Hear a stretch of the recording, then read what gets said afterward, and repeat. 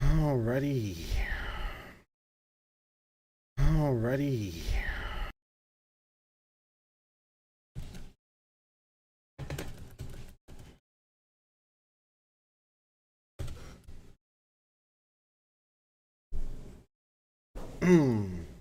Yo, Blast. What's up, man?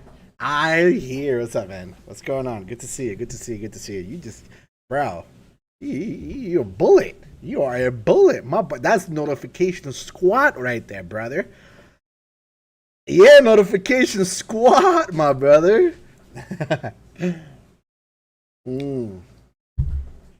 How you doing, bro? Good to see you. Good to see you. All right, boys. We're gonna crank up here. Before we get going here, my G, we're gonna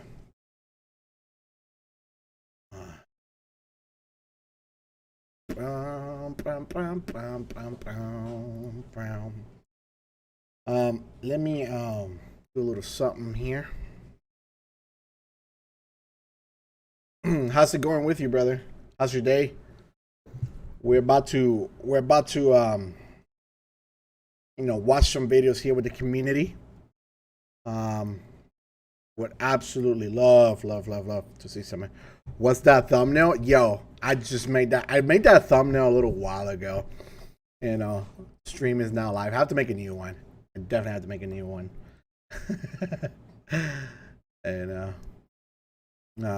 But yeah. Let's see.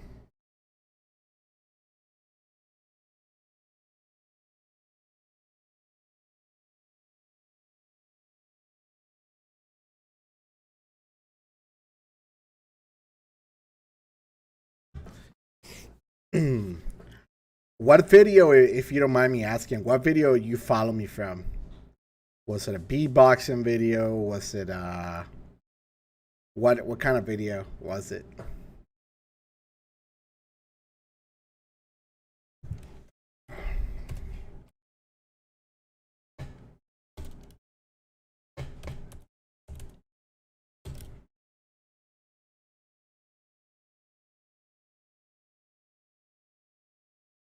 Bow, bow, bow, bow, bow, bow. Bow. Bow, bow, bow, bow, da, da,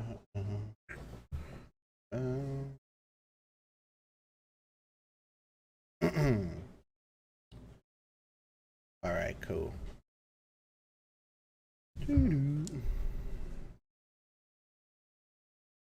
All right.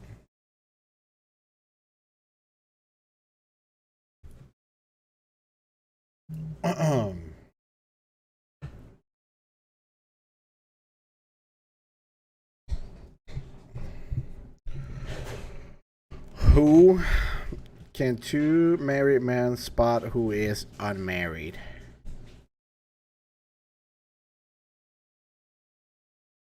Probably. I would say so. I think so. I think you can kind of tell who's not married, I think.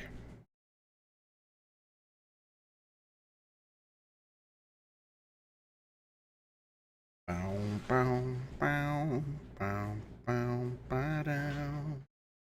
Bow, bow, bow, bow, bow. Bow, bow, bow.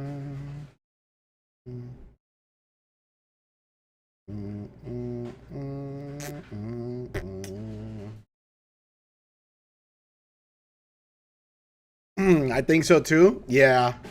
All right. Let's watch. Let's see something here. What we got here? Top 5. Caught on camera. Let's see. Caught on camera. 30 weird things caught on security camera. Start off with something light. You know what I mean? Something light. Some light work. Incredible happened right before your very eyes, but you were unable to get it on video? But don't despair, because it may well have been caught on security cameras. Today, we're gonna show you the craziest moments caught on security cameras and CCTV ever. But first, smash that like button and subscribe to our channel. Otherwise, this centipede might just do it. This dumpster's so cool that trash flies into it by itself. What the heck? Yo, that was actually, that was kind of wild. What the fudge? Oh my lord. We don't know what this barrier's done to this guy, but here's what happened. Oh my Leave me alone. God. Bad barrier. This bear broke into a liquor store in Alaska and scared a customer. Imagine the shock of this man when he saw a bear at the checkout. I'm amazed that this happened somewhere other than Russia. Imagine you leave work on a Friday night knowing that the long-awaited PlayStation 5 awaits you at home, but instead you get stuck in an elevator all weekend. The man you're looking at is Nicholas White, and he was trapped in an elevator for 41 hours. What? He had no food or water, and he had to use the elevator shaft as a restroom. He didn't even have a mobile phone, so I can't imagine how he survived at all. Write in the comments what you would do if you were him. Bro, what?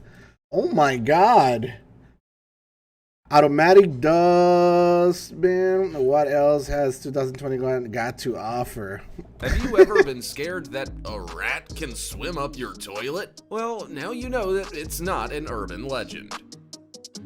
Oh my God, This random girl was on her way home, but she couldn't get past the last few meters of the sidewalk. The thing is, the streets are covered with very slippery ice, so she can't even crawl up the slope. I think she changed her mind about coming home today. Jesus.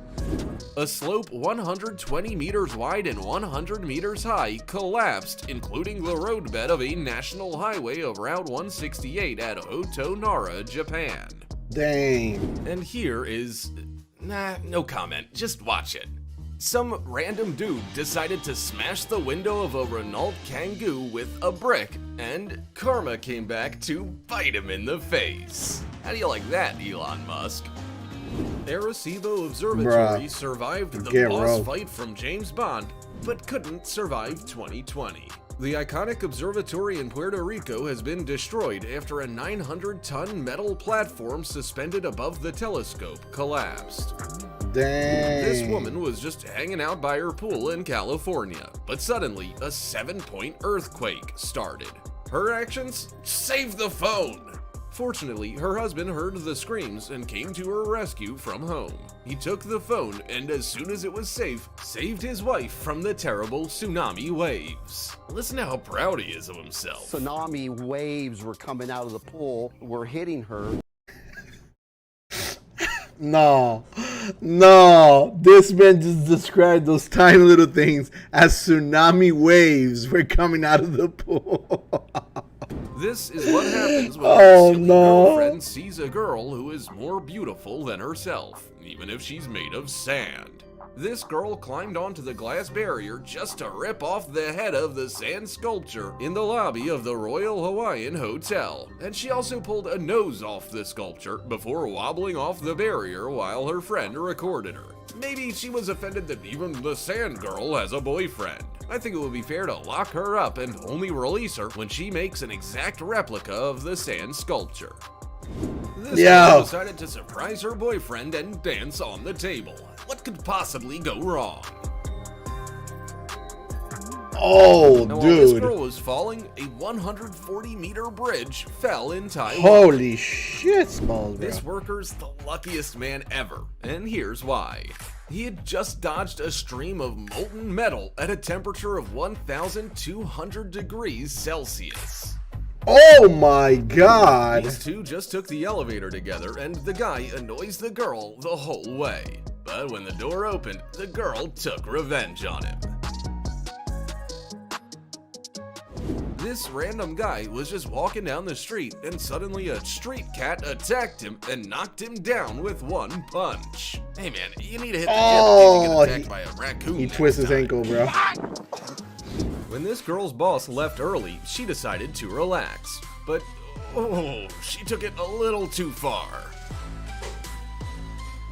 In Russia, a crow stole a wallet right out of somebody's backpack. Maybe it had been trained to do this. Or is this just an ordinary day in Russia? Let us know what you think in the comments. Bro, what? Here's how another random guy in Russia got himself a girlfriend on February 14th. Happy Valentine's Day. What the fudge? See the truck? This could have been an ordinary collision if it weren't for... Holy cow! Holy Looks like cow, some people are gonna indeed. wind up without hamburgers. The container held a total of 31 cows, and not even one was hurt. Thanks to the collision with Lucky Joe's liquor store, they all got a second chance on life. Oh no. Holy cow, bro. Keep an eye on this man. He'll disappear. Russians, I see nothing out of the ordinary. Boom. See how Oh this my guy God, on dude. motorcycle's watching his Woo! every move? Maybe it was a prank that his friends set up. What do you think? Some random couple decides to catch their nanny on camera, and this is what they saw. While the baby was sleeping, the nanny decided to wash her clothes in the owner's washer. To pass the time, she worked out a bit and even played the new Assassin's Creed. When she started to clean the windows, the neighbors certainly enjoyed that. But the owners will definitely not enjoy what they saw. Seems like she'll be fired. This deer chose an unusual way of boarding the bus. It leaped in right through the windshield. Fortunately, no one was hurt. Look at this bear. He's already living in 3020. Instead of hunting, he made a deal with a restaurant in Colorado and is helping to dispose of waste. Even bears have a job now, man. But seriously, this isn't the first time that this bear has been stealing food here and been caught on CCTV doing it. Dang. And this looks like a bug from Cyberpunk 2077. Oh yeah. in real life. I don't know if But this this is real. video is not a fake, and there's an explanation for what happened. So what happened here was a steel cable coming out of the cleaning truck, which put all the other cars on a standstill. Holy This girl shit. told her husband that now she was working remotely and he had nothing to worry about. But he decided to make sure of that for himself and asked for help from Vika Trap, who tests people's loyalty to their partners. She placed hidden cameras on their apartment, and here's what he saw. This girl is clearly in no mood for work. She's arranging a date with another man right inside their house. Rip. Soon, the other man arrives. Holy He's shit. obviously not just a friend. Male friends don't usually give massages while the husband's at work. Soon, they hear the husband coming home from work and the other man tries to hide. Серёж, ты поаккуратней, пожалуйста. Что ты хочешь? It doesn't go quite according to plan, though. Hide and seek is over. You can find a link for a full version of this epic video in the description. Bro. Oh, can you imagine that, bro? Oh my god. This windmill has not withstood the continuous strong wind and decided to self-destruct. I'm done. I quit. The Kino Proby production studio decided to shoot a video in the subway and it had to be exclusive. But the actors got caught on CCTV cameras. And you know what? From CCTV cameras, it looks even better. Well then, enough for today? We have many more incredible and strange moments to show you, so be sure to subscribe to our channel. Thanks for watching, and I'll see you in the next one. That was wild.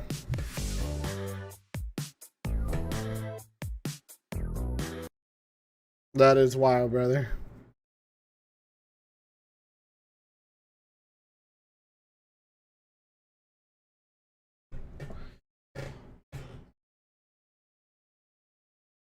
Real life bounty hunter talks about his craziest catches. Just got back from work. Just brought a guy down to the station. He's locked up making a boyfriend in prison. Okay, I don't think so.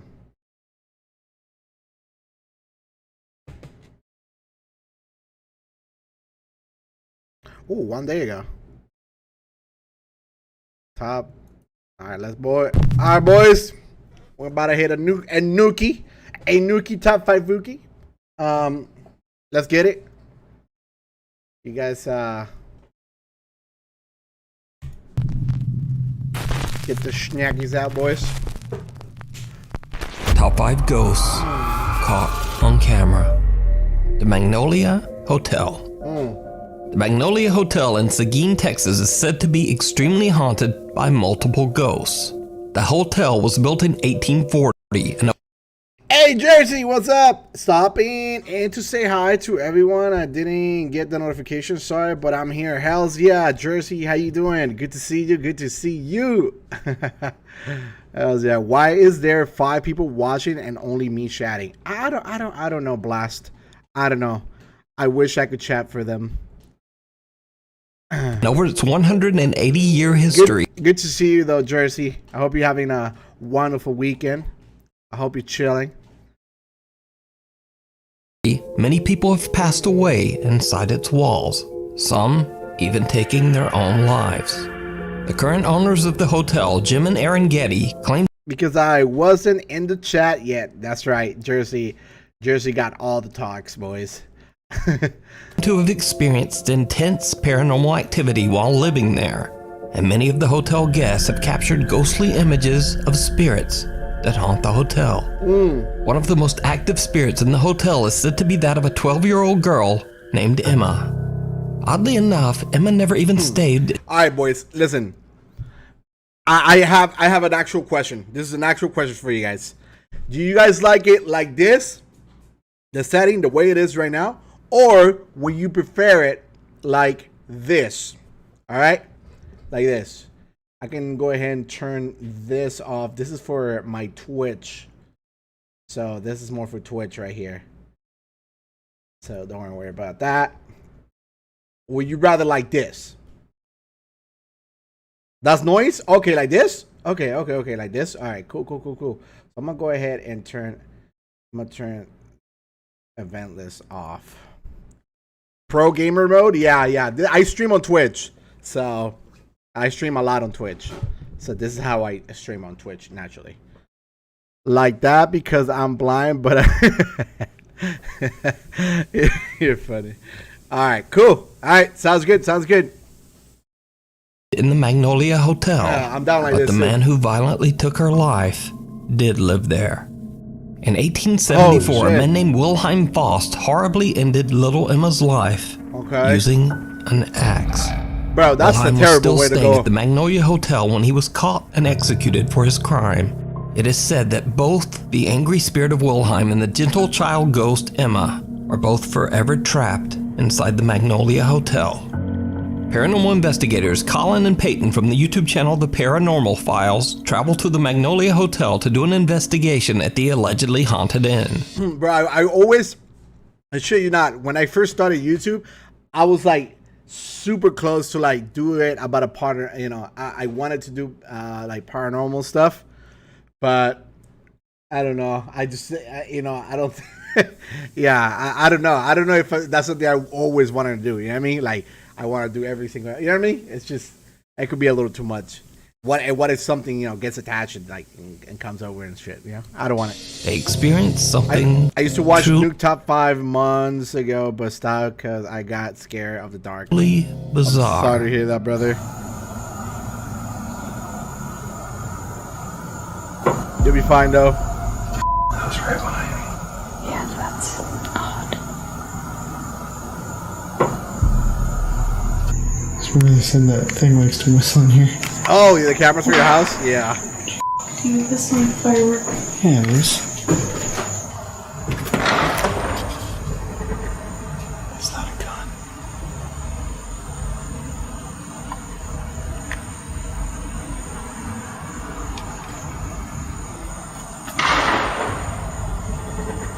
That's a gun. No, it's not. Yes, it is. Bro. Only coming from literally right there. They hear the unexplained sounds of knocking and possible gunfire while exploring the hotel rooms. However, it's what they didn't hear at the time that is absolutely chilling. I'm gonna sit down for a second too before we go to the unfinished part. I'll kill the lights. Yeah. Guys, I know it's kind of boring. Guys, I know. What? Guys, I know. The voice of what sounds like a young girl can be heard saying the eerie word, Mommy. Now, if that wasn't creepy enough, the owners of the Magnolia Hotel actually caught what they believed to be the same young girl. Yeah, Jersey. Yeah, I think that's definitely attracts them, right? Gives them like a pathway. Like if you're putting energy into that sort of stuff, I believe it like attracts them. I do believe it attracts them. Girl, little Emma, on one like of their putting static sugar, cameras. water. The camera is set up in the room where the ghost of Emma has reportedly been seen and heard the most. They call it the, quote, children's room. One day they leave a bunch of balls and toys for Emma to play with. And then this happens.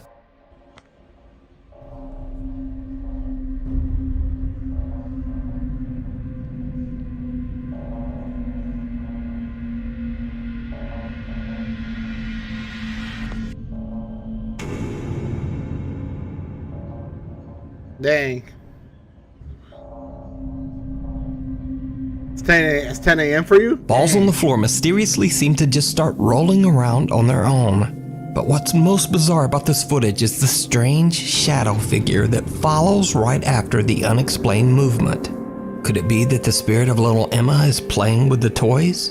Is the Magnolia Hotel haunted by the ghosts of the people who lost their lives inside its walls? Let me know what you think down in the comments. You can watch Colin and Peyton's entire investigation over on the YouTube channel, The Paranormal Files. And you can find more spooky evidence and photos over on the Magnolia Hotel's Facebook page. Viewer videos. In this next segment, I'm very happy to feature some extremely creepy videos that were sent to me directly via email by Nuke's Top 5 viewers. First up, this video was sent in by Dex, who claims that one of his friends has been going on apartment viewings in the hopes of finding a new place to live. His friend recorded one of the empty apartments so he could look back at the footage later to help him decide. When he reviews his footage, he is shocked by what he finds.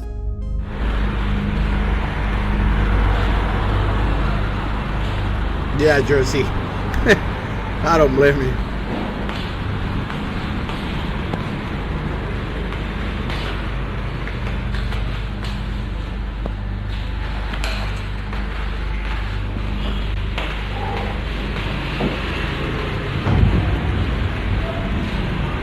Did you see it? Yeah. While recording, Dex's friend thinks he sees something out of the corner of his eye. A dark shadow-like figure standing at the end of the hallway. But when he pans back, nothing there. So did Dex's friend capture a ghost on camera? And could it be that the apartment is empty for a reason? I leave it up to you to decide. This next video was emailed to me by Connor from Corpus Christi, Texas. In his email, he explains that his cousin is awakened in the middle of the night when a stranger suddenly approaches his Ring doorbell. The doorbell camera records as things take a very creepy turn.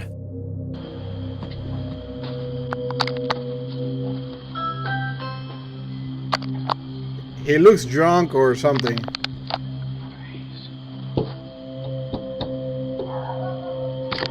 Hey guys, I swear to you all my life, I swear I mean you no harm. No, please, I mean you no harm. Doggy. Can you please come outside and let me know I'm alive? I don't know what's going on. No, God. No. He this man is not. No, he's definitely in different type of drug. I'm gonna live. Hey, when you said this edibles ain't shit, and then 45 minutes later, this you. Can you please come outside and let me know I'm alive? I'm gonna live. I swear I'm gonna live. Because someone's in here. Guys, please come outside, please. Ah, no, I'm not dead. I'm not dead. I'm not dead.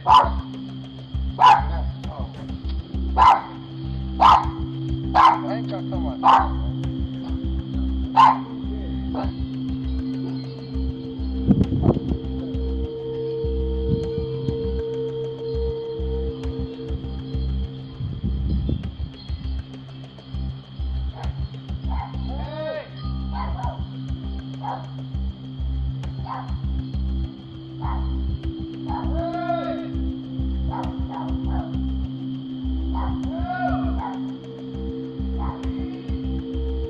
Yeah, hell nah.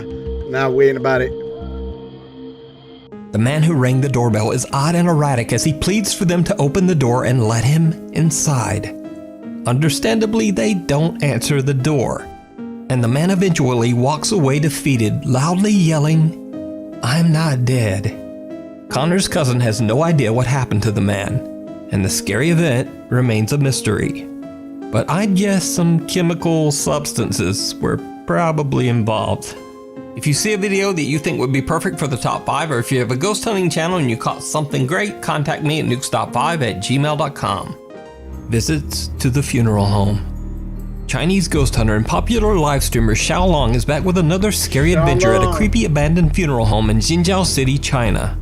Local legend says that restless souls unable to move on after their deaths have found themselves trapped inside the funeral home, eternally doomed to haunt the lonely abandoned building forever. Locals say the home is cursed. But as always, none of that stops our boy Xiao Long. He travels to the abandoned funeral home completely alone. As he's exploring outside the building, he stumbles upon an old abandoned hearse that was once used to transport bodies.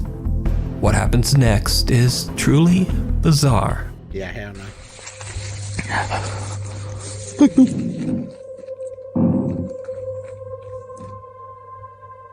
Yeah, hell no, boys.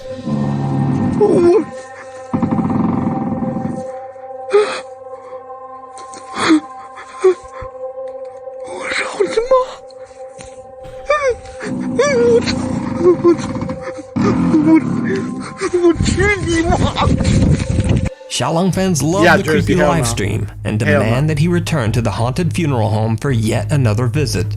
As always, he broadcasts his investigation live as he explores a different area of the building. As you might suspect, it did not go well.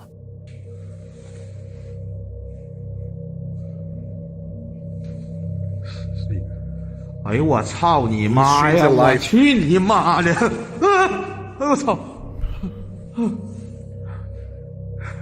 他妈的，这是放尸体了！我操！啊啊啊啊啊！我操！对不起！啊啊啊啊啊啊啊！我操！ 操你妈！我对不起。 Xiaolong is horrified when he discovers that the area was actually used to store human bodies. Even though he's starting to freak out a bit, he returns to the crematorium carrying what he says is a protective amulet.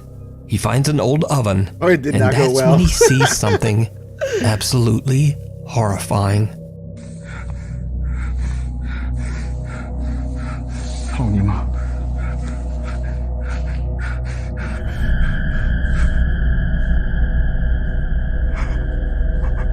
Bruh.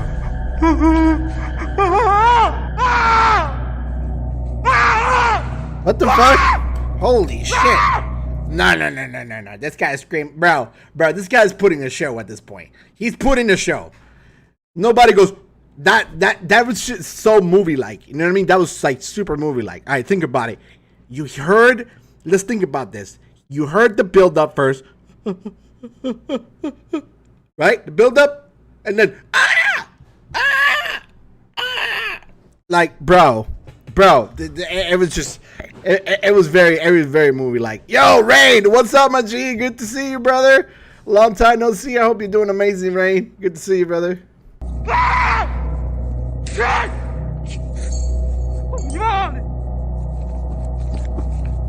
A terrifying pale face seems to rise up through the oven's air vent and then disappears back into the darkness. Could this be one of the souls that are said to be trapped inside the funeral home? I leave it to you to decide. Nah, I don't know. You can watch this entire exploration and many more creepy videos over on Xiaolong's YouTube channel. Then Pterodactyl noises. My God, Sam, the build up, then Pterodactyl noises. Oh shit, bro, that was too funny. It makes me afraid when I never was growing up, but now I see this woman in the door and I think it's my daughter. I watches you, then vanishes creepy in the dark. Yeah, you gotta get this in camera, Jersey. See if you can get you a nice little shout out on Nuke Top 5. Outdoor Xiaolong. Meanwhile, on TikTok. TikTok user Michael says that he started experiencing terrifying paranormal activity in his home after he played around with a Ouija board at a friend's house. He says that he believes that he might have accidentally summoned a demonic entity that followed him home. In an attempt to record himself and explain what's been going on, he's interrupted. Yeah, that's the same guy. Yeah, he always curses. He always curses the ghosts out. Because apparently, and I think it's China or something, they believe that if you curse the ghost out, they stay away from you. If you curse them out, they stay away from you. So that's their belief. By something very creepy. So I've had a lot of weird stuff been happening lately, and I can't. God, I'm too old to be scared anymore. Rain don't give a damn anymore. Hello? A child's voice can be heard, yet Michael claims he has no children. He says he doesn't know where the mysterious voice could have possibly come from. So Michael decides to set up static cameras all around his home in the hopes of capturing more proof of the paranormal activity that has been terrorizing him. When he looks back at the footage from his kitchen camera, he's shocked.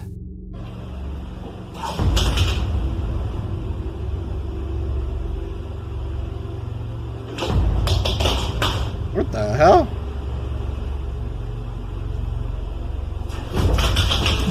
What?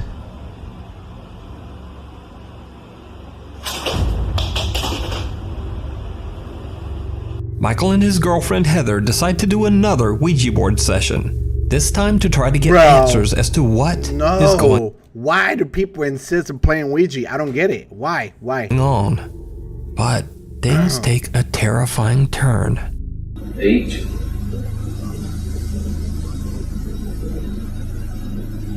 E. R. E. Here. Oh my god. Goodbye.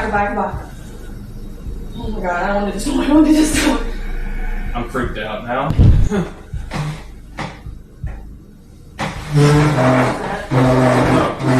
Oh no. Hold on.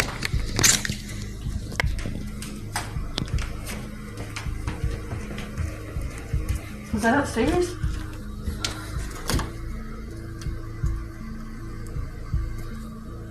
Oh my god. Oh my god! What? Something violently crashes to the ground right next to Heather, and then they both hear a loud sound coming from upstairs. When they look up the staircase, someone or something that they can't see comes charging down the stairs at them. So is Michael's house haunted by time to move 100%. Bro, time to 100% move. a demonic entity? Drop your thoughts down in the comments. TikTok user Roche Bananas is working the night shift as a security guard on a reservation in Saskatchewan, Canada, when she and her coworker see something very strange. When we work night security 8 p.m. to 8 a.m. I will run out of my house finally. No, for sure.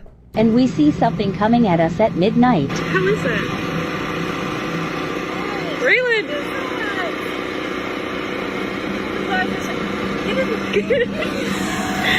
TikTok user Roche Bananas claims she has no idea what she recorded that night and is pretty spooked by the creepy encounter. Many concerned TikTok viewers believe that it could be anything from a skinwalker to Bigfoot to a ghost. But what do you think it is? I don't know. Is it real or is it all just an elaborate hoax? That's you weird. decide. The Eternal Bride. All of the residents of Culiacan in Sinaloa, Mexico know of the story of Lupita, the Eternal Bride. The story goes that back in the early 1950s, a young woman named Lupita was engaged to be married to her childhood sweetheart, Jesus. The bride-to-be and her fiancé were both friends with a man named Ernesto, who was hopelessly in love with Lupita.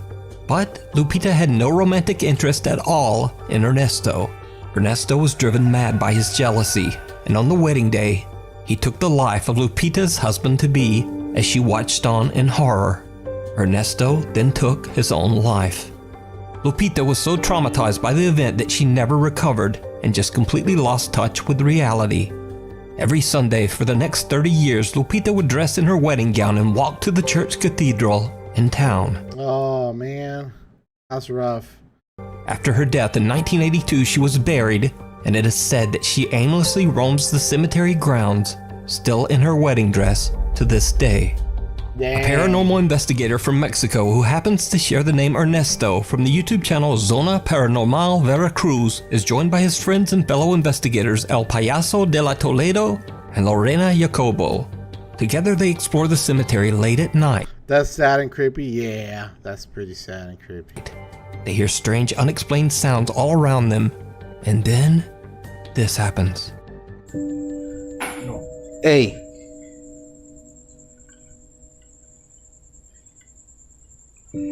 Muéstrate, Lupita. Te pido que te muestres. Ya te vi. Ya jalaste energía. Es cierto, yo me llamo Ernesto. Nah. A la madre, payaso. Ahí, güey. Ahí se asomó. Yo me llamo Ernesto. Como el que asesinó a tu esposo. Así se llamaba el que asesinó a tu esposo. ¿Estás enojada porque me llamo como él? No quepo ahí. A ver, voy a ver si quepo otra vez. Ahí va. De lado, ponte que sí. A ver. De lado.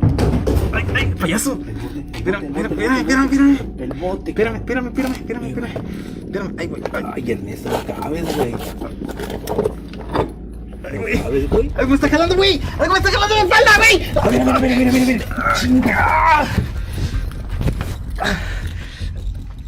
Algo me jaló la mochila. Payaso, algo me jaló la mochila, güey. Vamos para la tumba. Está enojada conmigo, güey. Me jalaron la espalda. Güey. Me jalaron la espalda. Vamos, payaso. Esta tumba, güey. Está dentro de esa tumba. Vamos, pero Bro. Nah. We're out. We're not even touching that cemetery. I don't want people to go to the cemetery at night. Like, we're not even going nowhere near that. Nope, no sir. Quiero ir a su tumba. Ernesto is broadcasting live on Facebook when he spots someone appear and disappear near one of the graves. They hurry over to investigate, but Ernesto gets stuck in between two tombs. In a shocking turn, Ernesto feels someone or something pulling him back. And then, did you see it? Right behind Payaso, another mysterious apparition can be seen lurking behind the tomb. Now again, this is a live stream broadcast. The figure is spotted by the viewing audience, but the two investigators are completely unaware of what they've just captured. Dang. They continue their exploration. Póngale otra luz. Pues vamos a buscar a Lorena, güey. Vamos a buscar a Payaso caminó aquí enfrente, güey. Caminó aquí enfrente, cabrón. La agarré. Ay. La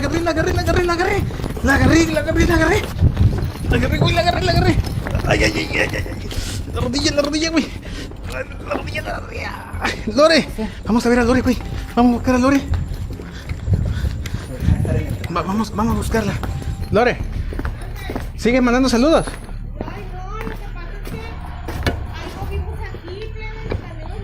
Sí, estás en vivo todavía. Ahí está. Shit, man.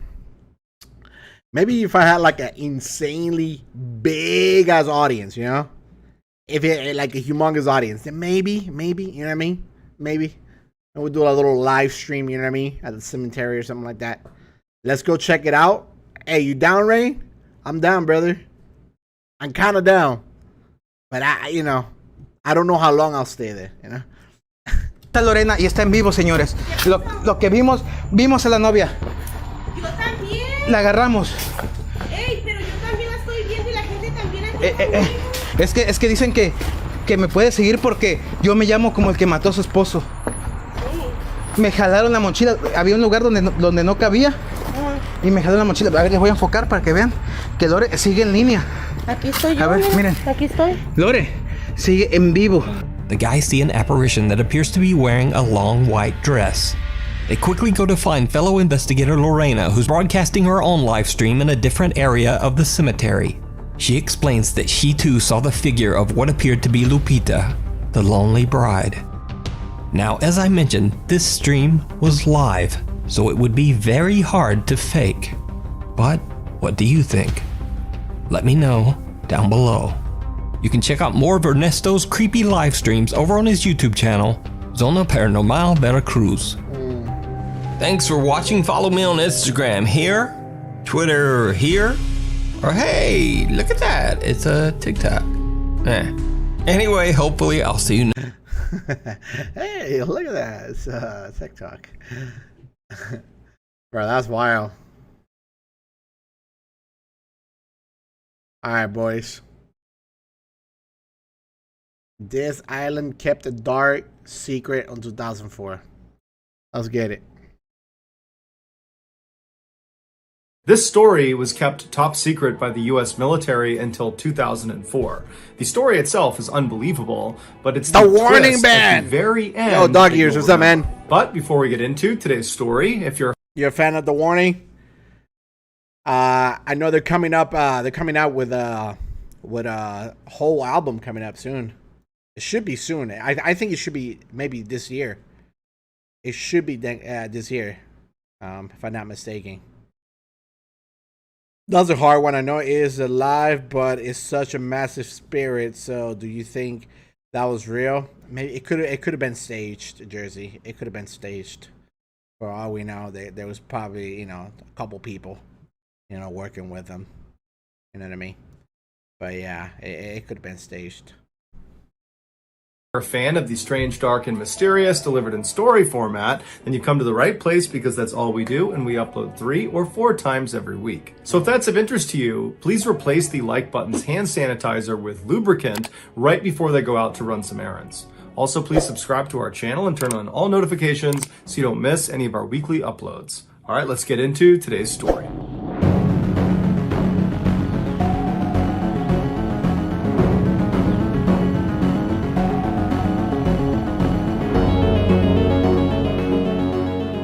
Chichijima is a small Japanese island about 500 miles south of the Japanese mainland. During World War II, the Japanese put a base on this island, and they put 2 radio towers at the top of the 2 mountains on the island. These radio towers became integral to the Japanese communication and surveillance operations in the Pacific during the war. And so at that time, the island was heavily fortified with up to 25,000 troops and huge anti-aircraft guns. Because of the island's obvious strategic value to Japan, the Americans wanted to take it from them. But American military strategists advised against that, saying that any amphibious landing of this island would result in massive casualties for Americans, and the Japanese would likely just repel the attack anyways. And so the Americans decided to go with the next best thing, which was to attempt to bomb the 2 towers and cut out their communications. So in June of 1944, American aircraft carriers, which are those huge ships that planes can take off of and land on, they headed for the island of Chichijima. And once the island was completely surrounded, the Americans began launching their pilots to try to take out these towers. But the Japanese fought back in a major way, and despite taking heavy casualties on their side, they repelled every American air raid and kept them from bombing their towers. After several months of these failed missions over Chichijima, the American military leaders were incredibly frustrated frustrated. They knew this was going to be a difficult mission, but they didn't expect it to be this difficult. However, this island was so strategically important that the Americans knew they had to just keep on sending pilots in until they took out these towers. And so in September of that year, the Americans were back to planning another raid over Chichijima Island, and one of the pilots selected to go on this particular raid was a 20-year-old named George, who actually was the youngest pilot in the United States Navy at the time. But despite his age, he'd actually flown in several combat missions already and had actually been shot down already and had to eject into the ocean and was subsequently rescued. On the morning of this raid, George, along with his two-man crew, which was his radio operator named Dell and his door gunner named Ted, they boarded the plane, and then at 7:15 a.m., George and his crew took off, along with dozens of other American aircraft that were part of this operation. George immediately climbed above 8,000 feet because that would put them outside of anti-aircraft gun range. And so the way this mission would work is all these pilots would fly over the island, and then in order to drop their bombs, they would have to dive down below 8,000 feet and then manually drop their bombs and then try to get back up above 8,000 feet and out away from the island. And so George had run missions like this before, and so he was one of the first to actually make that dive down to the island. And as soon as he went below 8,000 feet, the island just erupted with anti-aircraft gun fire.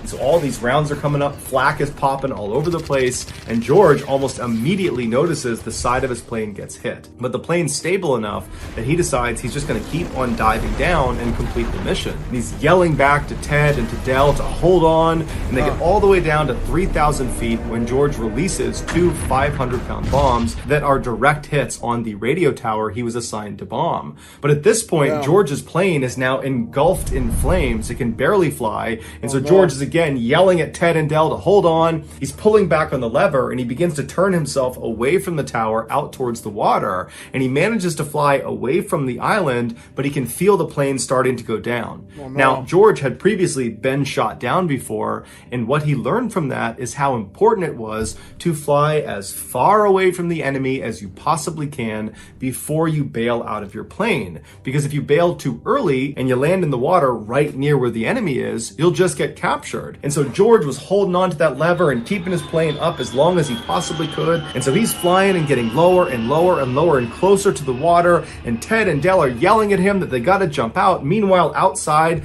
the other planes that had sustained damage, the other American planes, their crews are already bailing out. But George is saying, no, hold on. And he keeps going farther and farther until he's so close to the water that it's practically too late. And then he gives the order to jump out of the plane. George abandons his controls. He leaps out the door and he hits his head on the back of the plane as he leaps out. But his chute would open up right before he hit the water, and it would save his life. As soon as George hits the water and he comes up for air, he's under his parachute. And so he's trying to get his parachute away to get a breath of air. He disconnects his parachute from his shoulders. He clears the parachute and he's looking around, and he sees his plane that is now being flown by no one go crashing directly into the water. And so immediately he's looking around for Ted and Dell's parachute to make sure they're okay, but he doesn't see any parachutes anywhere. However, George notices a life raft from his plane had miraculously just landed like 10 feet away from him. So he swims over to the life raft, he climbs inside, and once he's in there, all he's thinking about is Ted and Dell. So he's yelling for Ted, he's yelling for Dell, but he's not getting a response.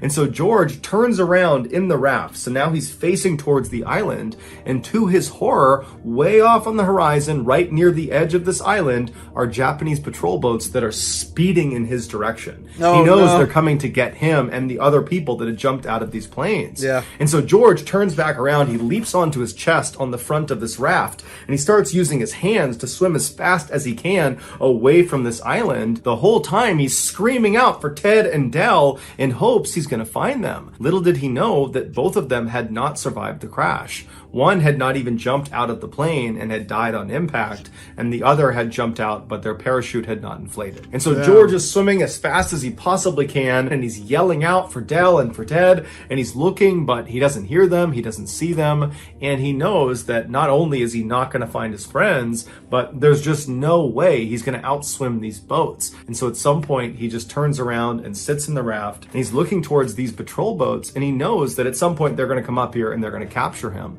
and all he can think about is how guilty he feels about Ted and Dell. And he starts second guessing his decision to keep that plane flying as long as he did and make them bail out so late. And he's thinking, I probably got them killed. And then he thought about his wife, and he wondered if he'd ever see her again. And then he turned towards these Japanese boats that were much closer now, but still fairly far away, and he began mentally preparing himself for captivity. But before he could be captured, American aircraft come storming in overhead, and they go flying past him towards the island, and they start dropping bombs and strafing these Japanese boats that were coming out to get George. Damn. And so George is thinking, oh my goodness, what luck. He turns around, he gets back on his chest, and he starts swimming as fast as he can, trying to get away, knowing that these boats are totally preoccupied with the aircraft overhead. And for 2 hours, George used every ounce of strength he had to swim as far as he possibly could away from this island. But at some point, he was just so unbelievably exhausted, he just could not paddle any farther. And so he's just laying on this raft when he hears the sound of something coming out of the water, and he turns and he sees the periscope of an American submarine coming out of the water. And seconds later, the crew of this American submarine comes right up alongside him. They grab him out of the raft, they put him in the submarine, and he was saved. Besides George, Ted, and Dell, there were 8 other American airmen that had to bail out of their aircraft because they were badly damaged following this raid. And so originally, those 8 people were not recovered, and they were believed to have drowned at sea. But that actually was not true. The US government figured out fairly quickly what happened to them, but the details of what happened to them were so gruesome, the government decided they did not want to tell anyone. They especially didn't want to tell the parents and loved ones of these 8 airmen, because they believed if they heard the true account, that would be too traumatic for them. And so they made the details of these 8 deaths totally top secret. But 60 years later, in 2004, an author named James Bradley discovered... Yeah, war is it's pretty brutal. Jersey, war is pretty brutal for sure, man. So bad. Transcripts from a post-World War II Japanese war crimes trial held in Guam, where Japanese military leaders confessed to what they did to these 8 captured Americans. This is the true account. Unlike George, these 8 other airmen bailed out almost immediately after they got out over the water. And so that placed them in the water very close to the island. And so before the American aircraft could come in and save the day, like they did with George, these 8 airmen were scooped up by the Japanese and brought back to the island. The Japanese soldiers on this island for the past several months have been getting constantly bombed by American aircraft, inflicting a very high casualty rate.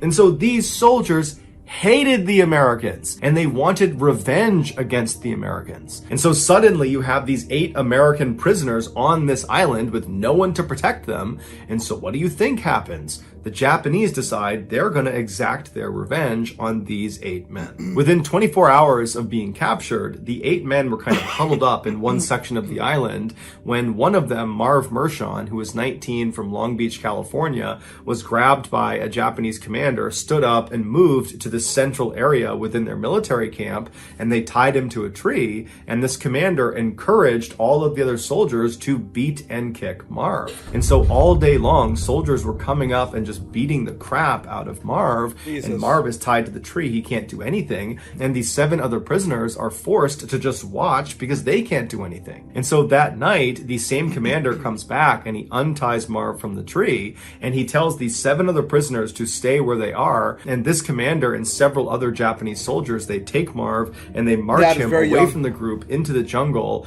and they march him over to this freshly dug grave. And standing next to the grave that Marv would have seen is this Japanese soldier carrying a sword. And so Marv is told to walk up to the edge of this grave. They tell him to kneel down in front of this grave, and they let him smoke a final cigarette. And apparently Marv very calmly smoked the cigarette, and when he was done, the man with the sword put a blindfold on Marv and then told Marv to extend his neck. And as soon as he did, he was beheaded. Afterwards, they buried him inside of this grave. That night, my ex-Army 82nd Airborne Communications, 1981 to 1984. No wars. Early. point, one of the high-ranking Japanese generals on the island, a man named Yoshio Tachibana, who was an alcoholic and was notorious for his sadistic tendencies with prisoners, he was sitting around drinking, having a good time, when he decided that his soldiers, they needed to prove they had what he called the fighting spirit. And the only way they could show they had this fighting spirit was by consuming human flesh. And so Tachibana ordered his soldiers to go exhume Marv from his shallow grave, and then Tachibana sent over one of his surgeons, and he told him to remove Marv's thigh. So the surgeon goes over, he surgically removes Marv's thigh, he gives it to one of the cooks, and the cooks, they make this huge meal using Marv's thigh, and they serve it to Tachibana and his other high-ranking officers and some soldiers. Jesus. And apparently, Marv's thigh tasted so good with soy sauce and with sake that Tachibana ordered his soldiers to go back and cut more meat off of Marv, which they did. Within a month of Marv's execution and consumption, Tachibana decided that he wanted to eat more human flesh, and he wanted his soldiers to eat more human flesh because he and a number of the other officers were superstitious that this could make them stronger and it would be good for their stomach and it would be good for their health. And so they decide they're going to kill more of the American prisoners and eat them. And so they brought the 7 remaining American prisoners out to the rifle range, and once they were all out there, one of the Japanese officers grabbed 25-year-old Floyd Hall from Missouri. They pulled him out of the group and they walked him over to the middle of this range, and they tied him to a wooden stake in the ground. And once he was in place, Tachibana, who was there, he ordered the other Japanese soldiers to work on their bayonet work on Floyd Hall. And so one by one, these soldiers would go up and plunge their bayonets into Floyd Hall's chest, into his stomach, until he ultimately died. Once he was dead, Tachibana, who had brought along his surgeons for this very reason, he sent them out to remove Floyd's liver and his gallbladder right in front of the now 6 living prisoners. They're watching this happen right in front of them. Bro. And then once his liver and gallbladder have been removed and wrapped in cellophane paper to preserve them, these surgeons walked back and stood on the edge because they knew this was not the last execution of the day. And so the other 6 prisoners are looking around, wondering what's next, and then one of the commanders walks over and he grabs another one of the prisoners. His name was Earl Vaughn. He was 22 years old from Texas, and as soon as he was grabbed, he knew he did not want to face the same fate Floyd did, and so right away he became defiant. He wanted to die more quickly, and so he began yelling Semper Fi at the Japanese, and he kept extending his neck and pointing up at his neck, indicating he wanted a clean and quick death. Behead me. And so the Japanese, they tried to strap him to this wooden post because they wanted the other soldiers to work on their bayonets with him, but it was just too difficult with Earl. He put up such a fight and he kept putting his neck out that finally one of the soldiers did pull him down and he was beheaded. And then again, the surgeons came running out into the field, and in plain sight of the now 5 remaining American captives, they removed Earl's liver and his gallbladder and then wrapped them in cellophane paper to preserve them. And then they took Floyd and Earl's organs and they went back to the cooks to have them prepared. And that night, all the high-ranking officers on the island feasted on Earl and Floyd. Within a few days of Floyd and Earl's murders, the other 5 captives were also executed in a similar fashion, one by one, in front of their comrades. And 2 of those remaining 5 were also consumed. And unfortunately, one of those 2 was not executed beforehand. Instead, they had pieces of their body surgically amputated, and then those pieces would get cooked and eaten. And when they were done eating them, they would just come back and cut off more and more and more until there was nothing left to eat. And at that point, that prisoner was executed. They did this in order to keep their meat fresh. After the war was over, 34 Japanese soldiers... That's crazy. Thanks, Jersey. My pop was a Marine. Yeah, I'm 59. 8 grandkids. Ex-bass player. Nice. Rush is my number 1. Oh, for sure. Nice. And the Warning, my number 2. Okay. Including General Tachibana, were tried for war crimes for their atrocities they committed against these 8 prisoners of war.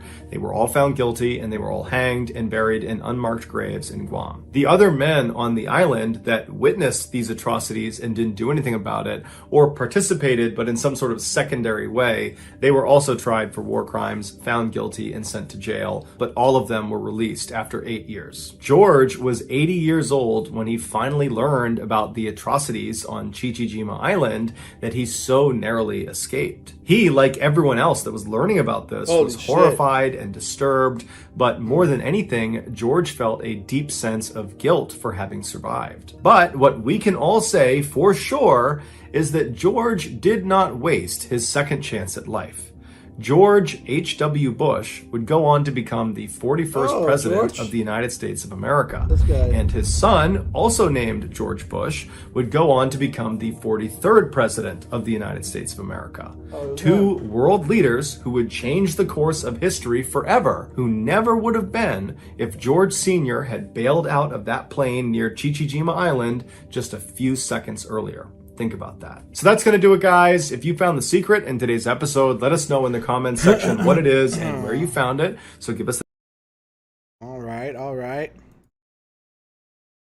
I didn't know it was him. Yeah, me either. What? That's pretty wild. Oh, my Lord. All right, where was this time? Time's at 12:30, Papa John. 12:30, Papa John. Let's see. 12:30. That Tachibana ordered... Oh, right here. Papa John. I didn't see it earlier, but there it is. Better pizza, better ingredient, better pizza, Papa John. I don't know. I heard he was accused of some fucked up shit, but yeah. I've had a lot of guys lie about being airborne. Just one question to them, and I know they're lying. Right. Yeah, I don't know why some people lie about this type of stuff. Like, if you didn't serve, you didn't serve. You served, you served. I don't know why are we, why are we lying? Why are we lying about this? What are we gaining? You know what I mean? What are we gaining? I love when some videos do timestamps. So helpful. Yeah, it's pretty cool. It's pretty freaking awesome. All right, caught on camera. Caught on camera. Let's see. Papa John's man lives in my state. Ultimate near death. Caught on camera compilation. 8 most disturbing things caught on footage.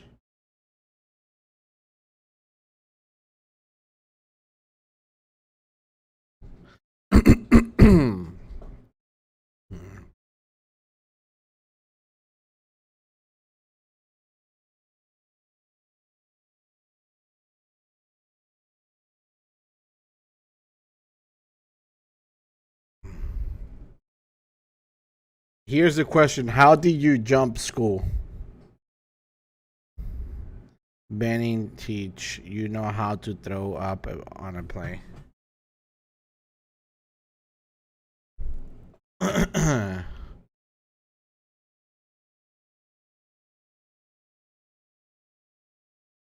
Most can't answer. I see.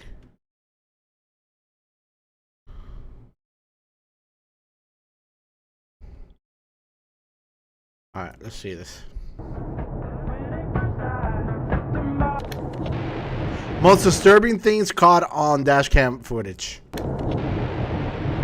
You know who see a lot of this, a lot of weird stuff, guys? Truckers. Truckers see a lot of weird shit, guys. A lot of weird shit.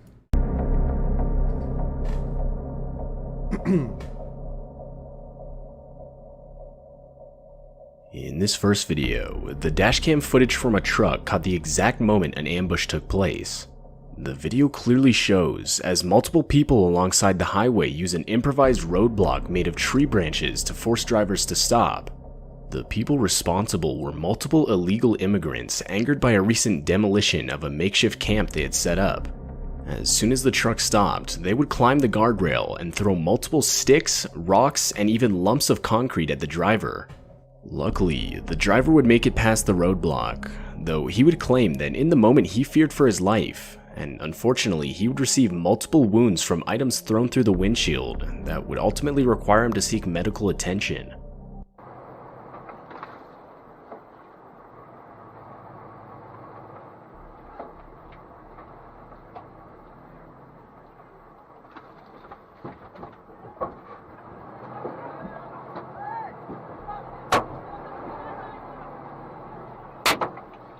Oh shit.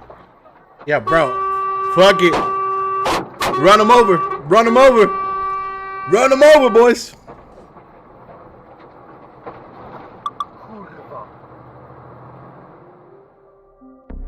This footage takes place at 1:30 a.m. on a Sunday, and it features dashcam footage of a car traveling along a quiet stretch of road in the country.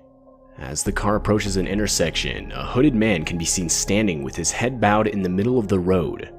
As the car gets closer, the man can be seen attempting to walk in front of it, forcing the driver to stop. And that's when the man can be heard screaming as he lunges towards the car, which of course would force the driver to step on the gas and get out of there.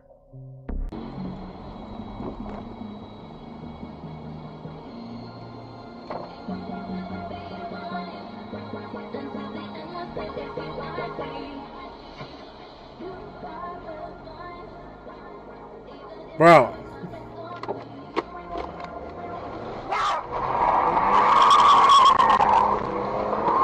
The heck? The driver claims that after the encounter, he would frantically try to call and warn his wife, who was traveling on the same road about a minute behind him. Unfortunately, he wasn't quick enough, which would cause his wife to experience the exact same encounter. To this day, the couple claims they were unsure of whether the man was trying to rob them, take their cars, or hurt them in some way or another. This next footage takes place on a dark and isolated road.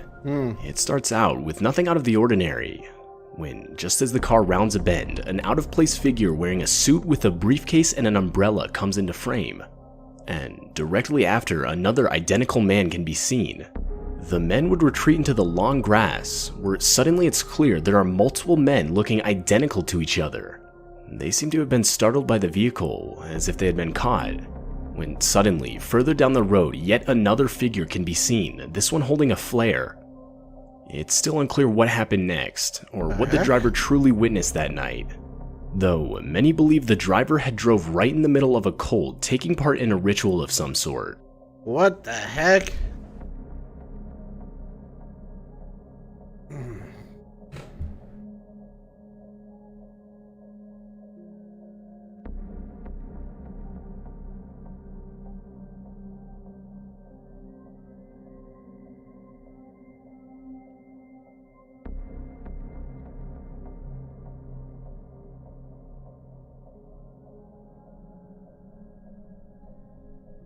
Bro, that's weird. That's just weird. And remember that dude last week who had that weird voice in the video? Oh, yeah. Flip off the video immediately because, yeah. The guy that talks like this. I don't understand, but sometimes... Oh, I can't. I really can't. I can't with that guy. In this video, you can see the dashcam footage of Creepy. a parked vehicle in the middle of an October day in 2014. From the audio, it's clear someone is inside the car, as you can hear the window roll down, followed by the driver saying how creepy something is. And that's when you realize what the driver is talking about, as you can see a man wearing a disturbing looking mask walk around the vehicle. According to the driver, there were 5 others with the same mask on not visible from the dashcam. Though, even still, it's clear the driver thinks it's a joke, as you can hear her laughing. But that's when the masked men break one of the car's windows and proceed to rob the driver of all her valuables. The whole while, horrifying screams from the driver can be heard. Consumers are facing during the decline in the U.S. economy. The Internal Revenue Service may Those are so creepy. Where'd you get it? This may result in back taxes being reduced by thousands of dollars. An open phone line from the Where did you get them? tax helpline for Come here. consumers to call and see if you qualify for this What are you doing? to ensure your financial stability during this I'm decline. not getting out of the car. Take down this number now. 800-639-9690. That's 800-639-9690. What? Bro, there's like people walking. You owe back taxes to the IRS. There's no need to pay anymore. The IRS will not be accepting reduced settlements.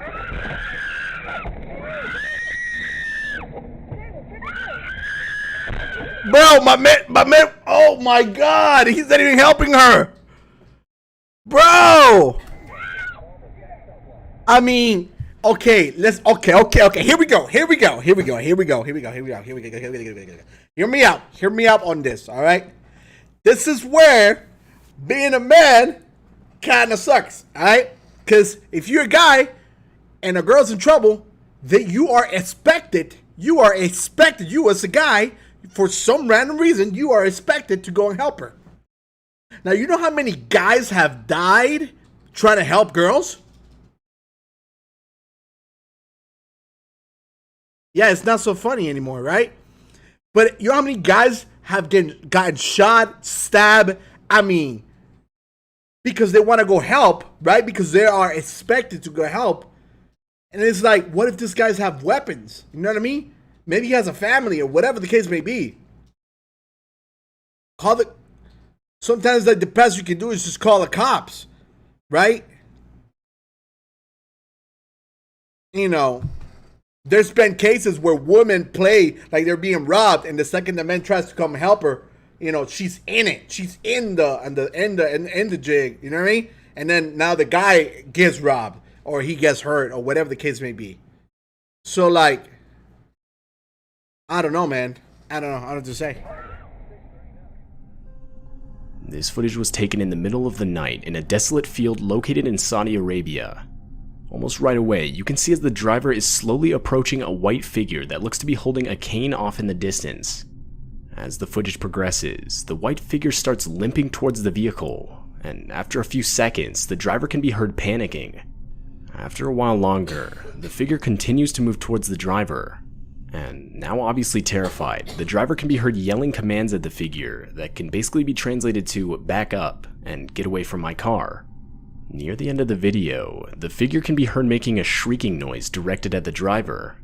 The video itself is no doubt disturbing, and it's still unclear what the driver had actually caught on video that night.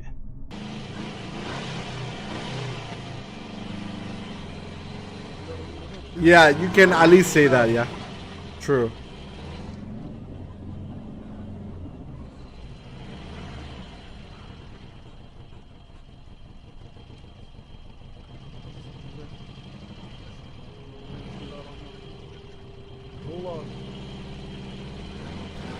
Bro, what?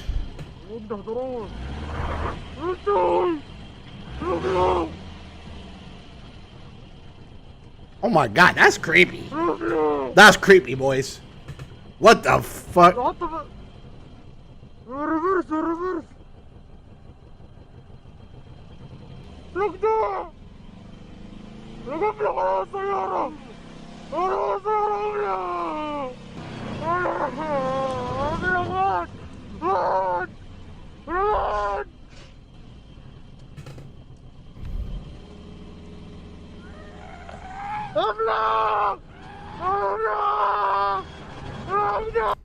Wow.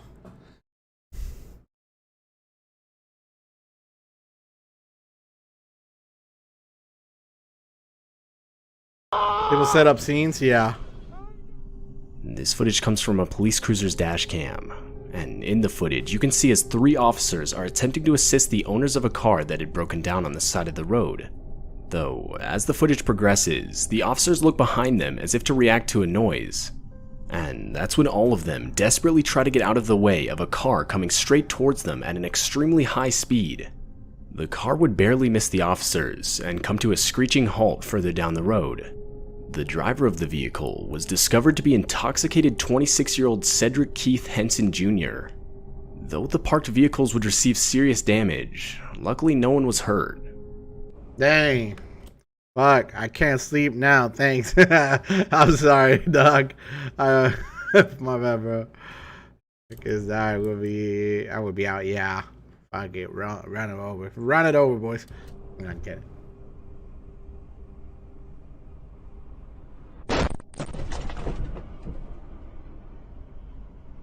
Dang.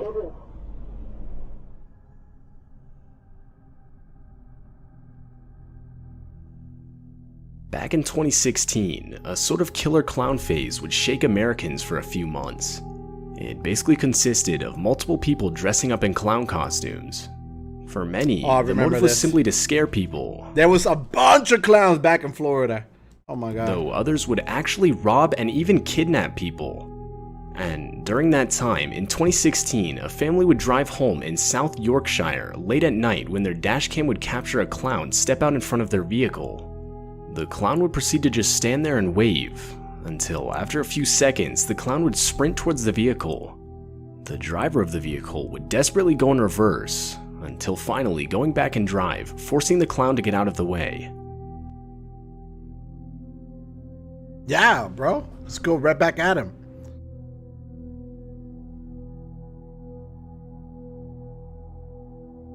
Bro, some of his dash cams are horrendous.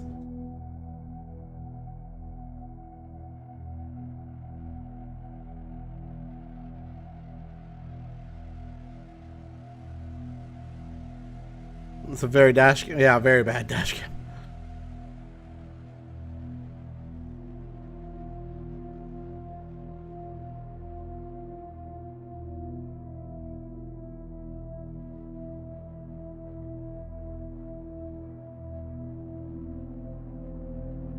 This video shows the dashcam footage of a police cruiser located in Texas. In the video, you can see as the car in front of the police cruiser suddenly swerves and brakes in an attempt to avoid an object on the road. As the cruiser gets closer, it's revealed that the object is a woman lying passed out on the road. Luckily, Sergeant Scott would stop to help the woman by waking her up and getting her on her feet.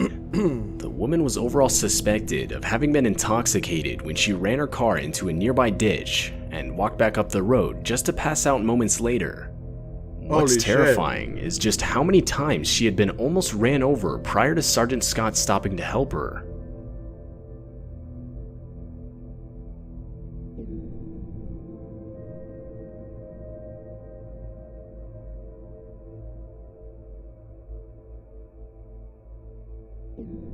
Dang. Bro, almost ran her over too.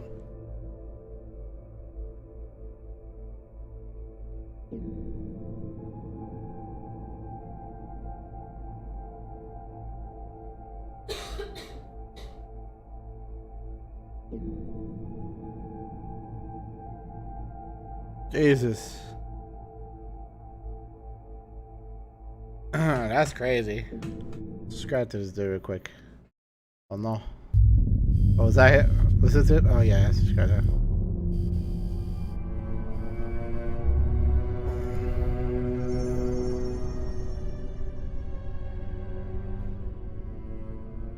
This happened back in 2001, near the end of the year, and only a couple months after 9/11. Almost every year, in the winter, my family would take a vacation to somewhere a lot warmer. And this year we decided to go to California. Though, due to recent events, most of us either chose or were forced to drive rather than fly. Because of my job at the time, and how late my shifts ran, I got stuck driving alone. I was driving from my home state of Utah to the area all of us would be staying in California. After some time, I finally entered into Nevada and continued my road trip on the seemingly abandoned desert roads. It was the middle of the night, and I would only see a car pass maybe every 15 minutes. Yeah. Though eventually... Let me tell you something. If I'm in the middle of desert roads, right? Like, in the middle of like Nevada or something like that, right? I ain't stopping for nobody. Nope, we ain't stopping ever. I don't give a damn who's out there. Sorry. You shouldn't be walking out here. Nope, we ain't stopping for nobody. I'm so sorry. I'm sorry. This makes me a bad human being or whatever the case may be. But you just can't do it. You can't trust it. You just can't. Out of nowhere, I could see police lights turn on directly behind me. I was exhausted and honestly annoyed because I hadn't been speeding or doing anything illegal. I pulled over to the side of the road, and the police officer walked up to the driver's side window, which in itself threw me off. Usually when you get pulled over on the highway, they'll come to the passenger side window so as to be out of the road. Though I ignored it and complied when I was asked for my license and registration. But as I held out my hand with the requested documents, he just stared at me, not moving at all. This went on for a solid minute, until finally, without saying a word, he grabbed my stuff. I mean, there really isn't a choice. If that man would be in the road and my kids in the car, I would actually do what it takes to protect my kids from the psycho clown. If you see a big bag of money in the road, would you stop? You see, that's the difference, dog. There's a difference, right? Because that is not a living thing. That is not a living thing, right? So there's a possibility that I might, but there's a possibility that I might not, because that could be just a setup, right? That could be a setup just to get somebody out. And you know what I mean?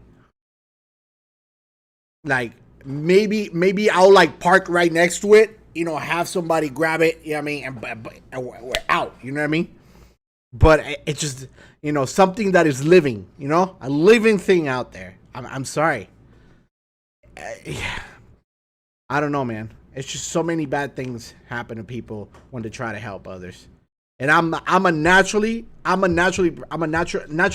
to help. That's who I am. I naturally want to help people. So I could be talking all this shit right now, and maybe I don't know. And walked back to his car, just to return almost immediately. He then told me to step outside of my vehicle. Now, at this point, I started to worry, as I'd gotten many tickets before, but had never once been asked to step outside of the car. I did as he said, and he then asked me if I had been drinking. I said I hadn't, and then proceeded to ask why I was being pulled over. The guy claimed I had been driving erratically and swerving between lanes, which I knew for a fact wasn't true. Even though it was late, I've always been a night owl and was completely awake and sober while driving. The guy then asked me if I was a terrorist, which was completely absurd. His question caught me off guard, as what police officer would ask this question on a routine traffic stop? I obviously replied saying no, to which he then, completely disregarding his question, instructed me to walk a line as a test to determine if I was sober or not. I obviously passed without question. The guy then claimed he needed to search my car to see if I had any drugs. I thought about it for a minute, because I knew my rights, but I didn't want to deal with the whole process of refusing, so I gave him the okay. I also knew he wouldn't find anything. The guy opened my trunk, and was greeted to a large assortment of knives, which was completely legal. My husband was big into hunting, and for the most part we shared a car, which is why there were so many knives in the first place. The officer asked about it, and I explained to him that my husband was a hunter. For whatever reason, this really set him off, and he was practically screaming at me that it was unsafe to be in possession of so many. Honestly, this pissed me off, which caused me to start looking around at my situation. I was alone, in the middle of the night on the side of the highway with this supposed police officer. I was only now realizing that this could have been anyone. Who's to say this wasn't some random guy in a fake police uniform? The guy then told me that I would have to do another sober test. I just stared at him for a while and said no. I demanded he call for backup and have other officers come to the scene. I could tell he was thrown off by this. I said I wanted a female officer and I would no longer comply with anything he said. The guy then told me to calm down, wrote down a speeding ticket, and let me go. To this day, I've never paid that ticket and never heard a word about it. At the time, I was really shaken up by the whole experience. Looking back, I'm confident in saying that I don't think that was a real cop, and that if I hadn't stood up for myself, things would have gone a lot worse. That's weird, bro. What a weirdo. It was a late summer night in July, maybe 10 p.m. I'm only 17, and was left home alone for the week, as my parents went on some vacation with some friends in the Bahamas.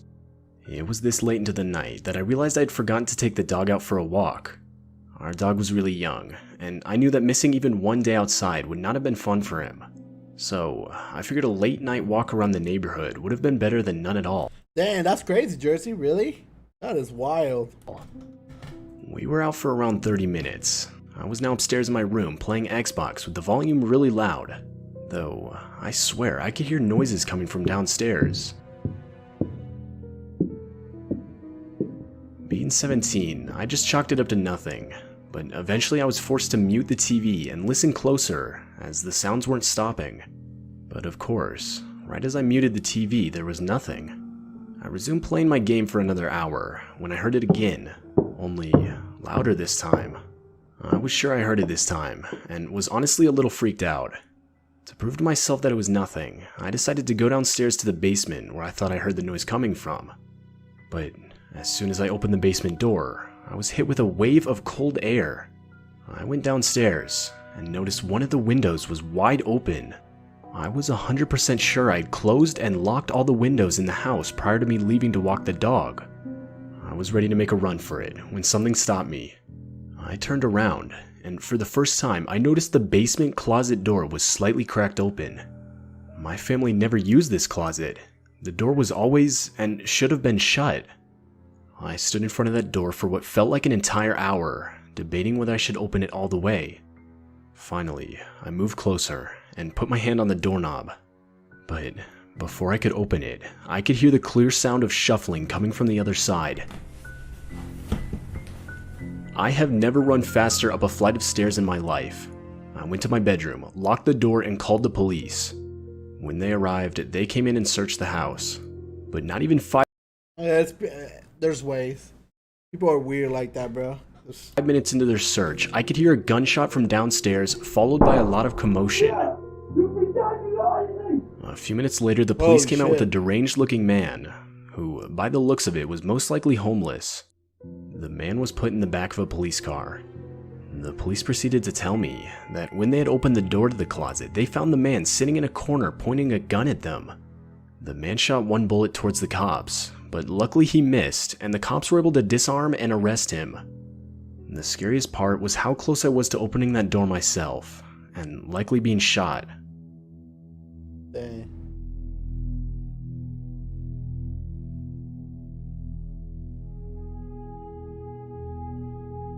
I'm 22 and a truck driver. I've been driving with a rather large company for a few months now. Ever since my training ended, and I got my own truck to drive myself, I've seen some pretty wild stuff. When you're driving the loneliest roads in America, things can really start to get to you, especially at night. I remember one late night in particular. I still had another hour to the nearest truck stop, and was blasting freezing cold air against my face, as it was the only thing I could do to keep myself from dozing off at the wheel. Irresponsible, I know, but until you work this job, you don't know how many times you'll run into a situation where all you want to do is sleep, but there's no rest stops for miles. I was in the desert, in the pitch black darkness of a cold summer night, when suddenly I could see something run out into the road in front of me. Before I could even react, it was gone and on the other side of the road into the bushes. I barely got a good look at it. All I noticed was that it looked to have white fur, was running on all fours, and was the size of a large dog. Now, I see animals crossing the road at night all the time, so it wasn't anything to get worked up about. But not even a minute later, and I could hear a loud bang as I felt my truck jolt to the left and into the other lane. I quickly tried to swerve and correct it so as not to crash. I had no idea what had happened.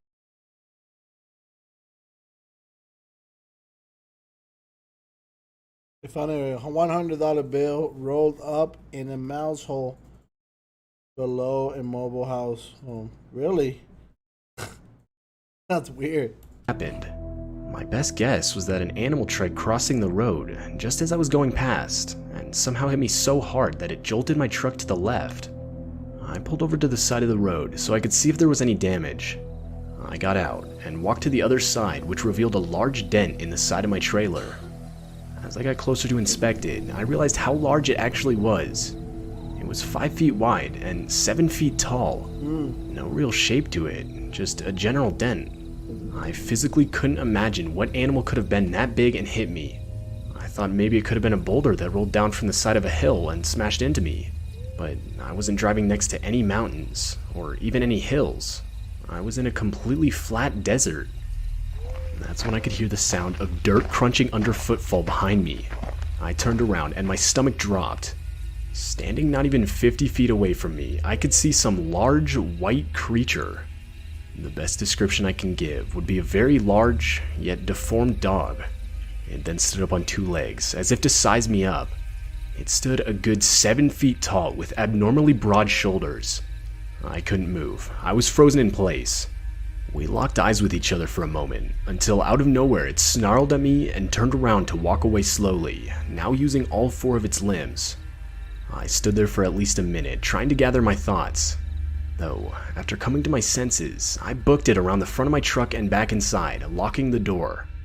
I got out of there as fast as my 18-wheeler would allow. And for the next hour, I was going a lot faster than I care to admit, trying to get to the next truck stop. When I got there, I tried to forget everything that happened to me and go to sleep. though sleep was difficult that night. I've never seen anything close to what I saw that night again, and honestly, I don't even know what that thing was. I've ruled out hallucination due to lack of sleep, as the dent in my truck is as real as it gets. I just hope I never run into that thing again.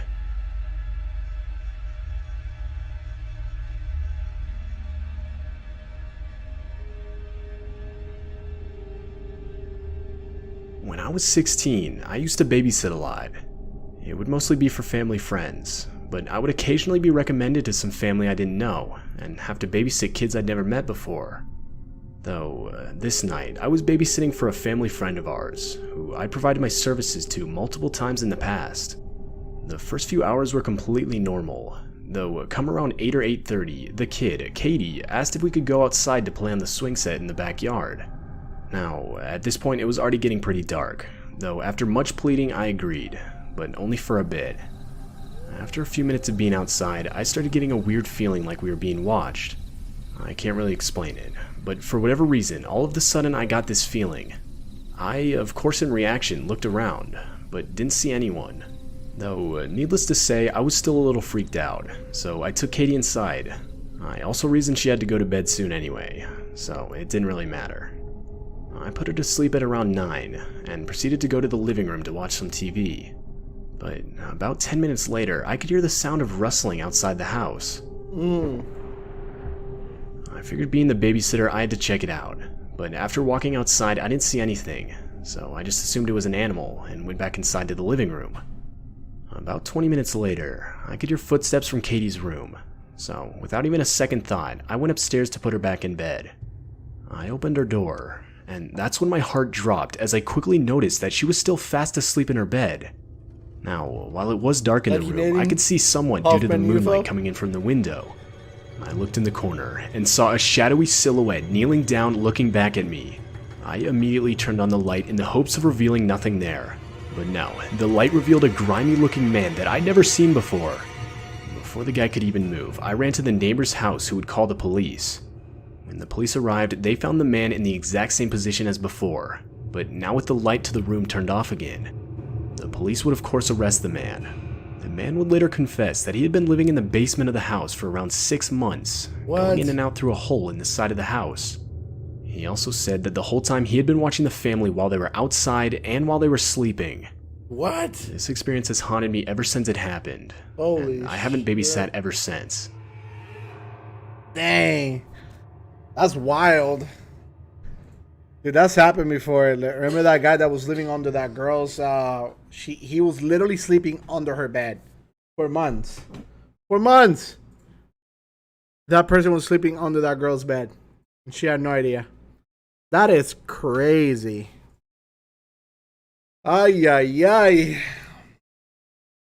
All right, boys. Ladies and gentlemen. Boys and girls. I think we're going to go ahead and conclude the stream here. But that was crazy. You guys got crazy stories. Let me see. 1980 Hoffman UFO. 1980. Hoffman UFO.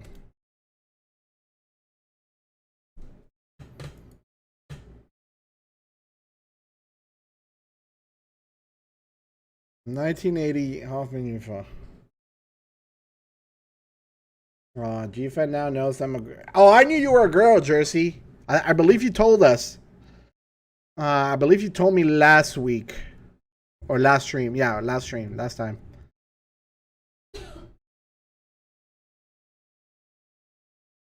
Sunny day. Oh, yo! Yangto, what's up, man? You caught me right as we were logging off, boys. I was going to say it sounded like I met my long-lost family at this point. Thank you, Jersey. We appreciate you for being here. All right, guys. We're going to go ahead and say thank you so much for those that came by today. We're going to say I'll see you guys next Sunday, okay? Next Sunday, I'm going to try to stream a little earlier. next Sunday. We're gonna try to stream a little earlier, around 5 o'clock here. This time I stream at 9 o'clock here, but tomorrow, next Sunday we'll stream about 5 o'clock here. Yeah, for some reason on 2 lives, people thought I was the man. I didn't know if everyone thought I was the man. No. Yeah, I don't think you give vibe that you're a guy at all. Night, you all. Be safe. Hope I get notifications next time. Thank you, Jersey. I appreciate you. Have a wonderful, wonderful, wonderful night. Take care, guys. Thank you so much for being here. I appreciate you all, and we'll see you guys next Sunday. Or if you watch all my videos. Notification bell? Yes, sir. Hit that notification so you guys know when I upload every day. So, yeah. I appreciate you guys. Thank you so much. Have a wonderful night, guys. Take care. I'll see you guys next Sunday for sure. All right?